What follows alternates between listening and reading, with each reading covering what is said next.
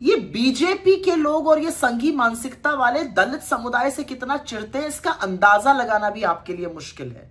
मल्लिकार्जुन खड़गे जी कांग्रेस के चुने हुए अध्यक्ष हैं, दलित समुदाय से आते हैं, अपने बल पर, अपनी मेहनत और निष्ठा से राजनीति के शिखर पर पहुंचे हैं।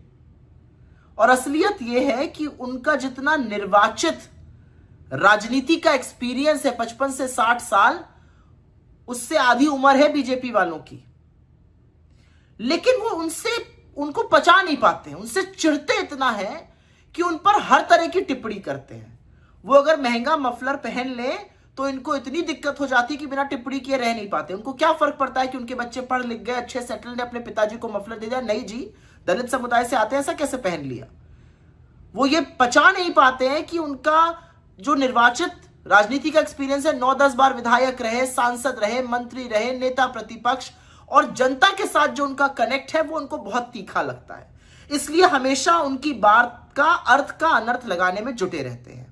खड़गे जी ने बिल्कुल क्लियर कर दिया कि उन्होंने बिल्कुल स्पष्ट तौर से यह कहा था कि नरेंद्र मोदी जी लोगों को आतंकित करते हैं, परेशान करते हैं, प्रताड़ित करते हैं। उनकी सीबीआई, उनकी ईडी, उनकी इनकम टैक्स विपक्ष को परेशान करने के लिए, विपक्ष को विघटन करने के लिए, चुनी हुई सरकारें गिराने के लिए, लोगों को जबरदस्ती बीजेपी में शामिल कराने के लिए यूज की जाती हैं ये सारी एजेंसीज। अरे इतना आतंकित करते हैं लोगों को, इतना प्रताड़ित करते हैं कि सोशल मीडिया पे उनके खिलाफ कोई लिख देता है तो उसके वहां पुलिस भेजते हैं ये लोग। इस तरह से भयभीत करने का काम करते हैं नरेंद्र मोदी जी।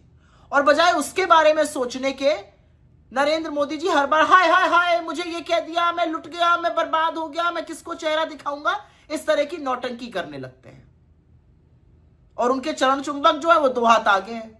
आज ही लपके हुए पहुंच गए इलेक्शन कमीशन, और इलेक्शन कमीशन ने भी वो सोने पे सुहागा, उन्होंने तुरंत उसका संज्ञान लिया, नोटिस इशू करी, 1 दिन में आप जवाब दीजिए, वगैरह वगैरह वगैरह। मैं इलेक्शन कमीशन से पूछना चाहती हूं, जब इस देश का प्रधानमंत्री चुनावी मंच से मुजरा और मंगलसूत्र छीनने जैसी वाहियात बातें करता है, जब इस देश का प्रधानमंत्री आपकी बेटी छीन ली जाएगी जैसी गिरी हुई बात करता है, आपकी भैंस चुरा लेंगे जैसी बेसिर पैर की बात करता है, तो क्या कान में रुई डाल लेते हैं? अरे कुछ नहीं, अभी जब आचार संहिता लागू है, 5 राज्यों में चुनाव चल रहे थे, उस दौरान नरेंद्र मोदी जी ने दूरदर्शन, सरकारी तंत्र का दुरुपयोग करके विशुद्ध पॉलिटिकल स्पीच दी। यह बिल्कुल breach of model code of conduct है। आपने स्वतः संज्ञान क्यों नहीं लिया? खैर, आपसे अपेक्षा भी नहीं, क्योंकि आप तो चरण वंदन में कंपीट कर रहे हैं। कितना ज्यादा चरण वंदन हम कर सके, ये चुनाव आयोग की साख है जिसका भट्टा बिठा दिया आपने। लेकिन मोदी जी, मैं आपसे पूछना चाहती हूं, आप दुनिया को कुछ भी कहते फिरिए, आप एक ब्याहता को 50 करोड़ की गर्लफ्रेंड कहिए, आप कांग्रेस की शीर्ष नेत्री, परम सम्मानित गरिमा की प्रतिमूर्ति सोनिया जी को कांग्रेस की विधवा कहिए, आप एक सांसद को शूपनखा कहिए, आप बंगाल आकर दीदी ओ दीदी करिए, आप ये सारी घटिया बातें करिए, आप कांग्रेस पार्टी को अर्बन नक्सल बुलाइए, लेकिन जब अपने पर आए तो छुई मुई, हाय हाय हाय, मुझे ये कह दिया। अरे आप इस देश के प्रधानमंत्री हैं, आपको आईना दिखाने का काम विपक्ष करेगा।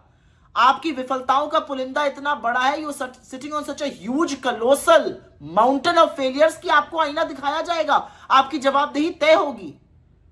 बजाय ये सोचने के कि आपने एजेंसीज का क्या हाल कर दिया है, इस देश में कितना डर और आतंक और भय का माहौल क्रिएट कर दिया है उन लोगों के खिलाफ जो आपसे सवाल पूछते हैं, जो आपकी जवाबदेही तय करते हैं, जो आपको आईना दिखाते हैं, जो सच कहने का साहस रखते हैं, आप ये सारी हरकतें कर रहे हैं।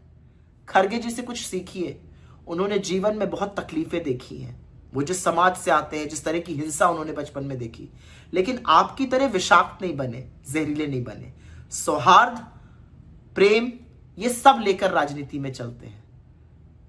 उन पर हमला करने से पहले उनसे कुछ सीख लीजिए।